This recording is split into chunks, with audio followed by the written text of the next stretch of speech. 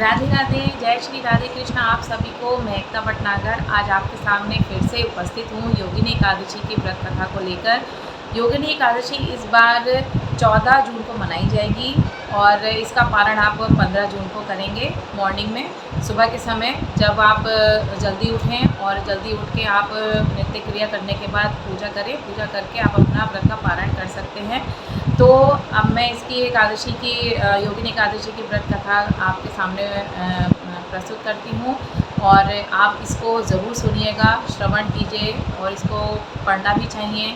अगर हो सके तो व्रत भी करना चाहिए, क्योंकि इसके व्रत करने से हम लोग को 88 सहस्त्र ब्राह्मणों को भोजन कराने का फल मिलता है। तो शुरू करते हैं। राधे राधे आप सभी को। योगिनी एकादशी आषाढ़ कृष्ण पक्ष। धर्मराज युधिष्ठिर बोले, हे जनार्दन, अब आप कृपा करके आषाढ़ माह के कृष्ण पक्ष की एकादशी का नाम तथा महात्म्य क्या है, सो आप वर्णन कीजिए। श्री कृष्ण भगवान बोले, हे राजन, आषाढ़ माह के कृष्ण पक्ष की एकादशी का नाम योगिनी है। इसके व्रत से समस्त पाप नष्ट हो जाते हैं और इस लोक में भोग तथा परलोक में मुक्ति देने वाली है। हे राजराजेश्वर, यह एकादशी तीनों लोकों में प्रसिद्ध है। मैं आपसे पुराणों में कही हुई एक कथा कहता हूँ, उसे ध्यानपूर्वक सुनिए। अलकापुरी नाम की नगरी में एक कुबेर नामक राजा राज्य करता था। वह शिव भक्त था। उसकी पूजा के लिए एक माली पुष्प लाया करता था। उसकी विशालाक्षा नाम की एक अत्यंत सुंदर स्त्री थी। एक दिन वह मानसरोवर से पुष्प ले आया, परंतु कामासक्त होने के कारण पुष्पों को रखकर स्त्री के साथ रमण करने लगा और दोपहर तक नहीं गया। जब राजा कुबेर को उसकी राह देखते देखते दोपहर हो गई, तब उन्होंने अपने सेवकों को आज्ञा दी कि तुम जाकर हेममाली का पता लगाओ और वह अभी तक पुष्प क्यों नहीं लाया है, ये भी जान कर आओ। जब यक्षों ने उसका पता लगा लिया तो वे कुबेर के पास आकर कहने लगे कि हे राजन, वह माली अभी तक अपनी स्त्री के साथ रमण कर रहा है।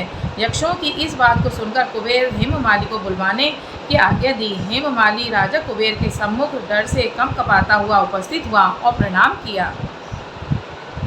उसको देखकर राजा कुबेर को महान क्रोध हुआ। उसने कहा कि हे पापी, महानीच कामी, तूने मेरे पूजनीय ईश्वरों के भी ईश्वर शिव जी का भी अनादर किया है। इससे मैं तुझे श्राप देता हूँ कि तू स्त्री का वियोग भोगेगा और मृत्यु लोक में जाकर कोढ़ी होगा। कुबेर के श्राप के प्रभाव से वह उसी क्षण स्वर्ग से गिरा और पृथ्वी पर आकर गिर गया कोढ़ी, और साथ में ही उसकी उसको श्राप मिला था कि वह कोढ़ी होगा और उसका शरीर पूरा कोढ़ी का हो गया।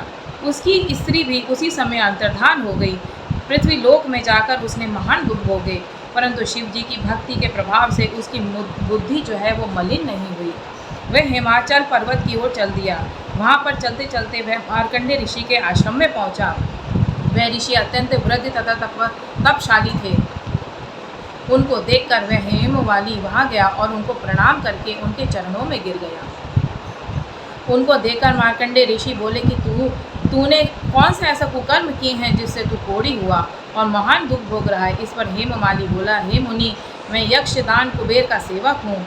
मैं राजा की आज्ञा और राजा की पूजा के लिए नित्य प्रति पुष्प लाया करता था।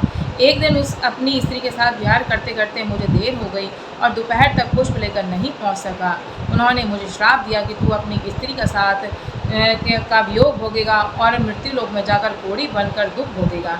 इससे मैं कोढ़ी हो गया हूँ और महान दुख भोग रहा हूँ। अतः आप कोई ऐसा उपाय बताइए जिससे मुझे मुक्ति मिले।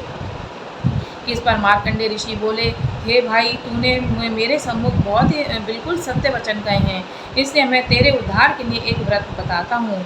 यदि तू आषाढ़ माह के कृष्ण पक्ष की योगिनी नामक एकादशी का विधि पूर्वक व्रत करेगा तो तेरे सभी पाप नष्ट हो जाएंगे।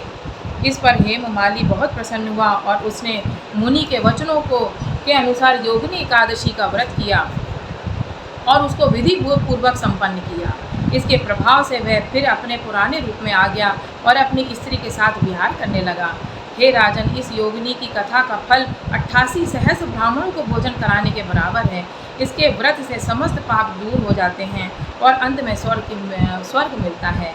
कथा सार: व्यक्ति को पूजा आदि धर्म कार्यों में आलस्य या प्रमाद नहीं करना चाहिए, बल्कि मन को संयम में रखकर सदैव ईश्वर की सेवा में तत्पर रहना चाहिए। इस कलयुग में कोढ़ जैसे रोग से मुक्ति पाने के लिए मनुष्य को योगिनी एकादशी का व्रत अवश्य श्रद्धापूर्वक करना चाहिए।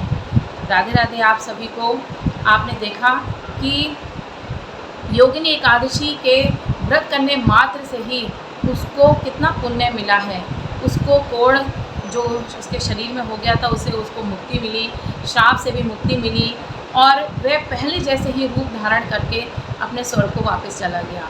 तो जो व्यक्ति पापों से मुक्ति जिनको पाना चाहते हैं या पुण्य कमाना चाहते हैं, उनको एकादशी की व्रत कथा ज़रूर पढ़नी चाहिए, सुननी चाहिए, और जो व्रत नहीं कर सकता वो कम से कम इसका पाठ अवश्य करें। तो आप लोग भी इस पुण्य को कमाइए और एकादशी की व्रत कथा का श्रवण कीजिए, मनन कीजिए, पठन कीजिए और पुण्य कमाइए और ये कथा आप औरों को भी सुनाइए।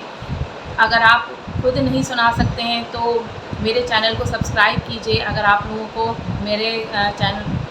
मेरा वीडियो अच्छा लगा हो तो आप लोग सब्सक्राइब कीजिए, लाइक कीजिए और शेयर ज़रूर कीजिएगा। राधे राधे। जय श्री राधे कृष्ण।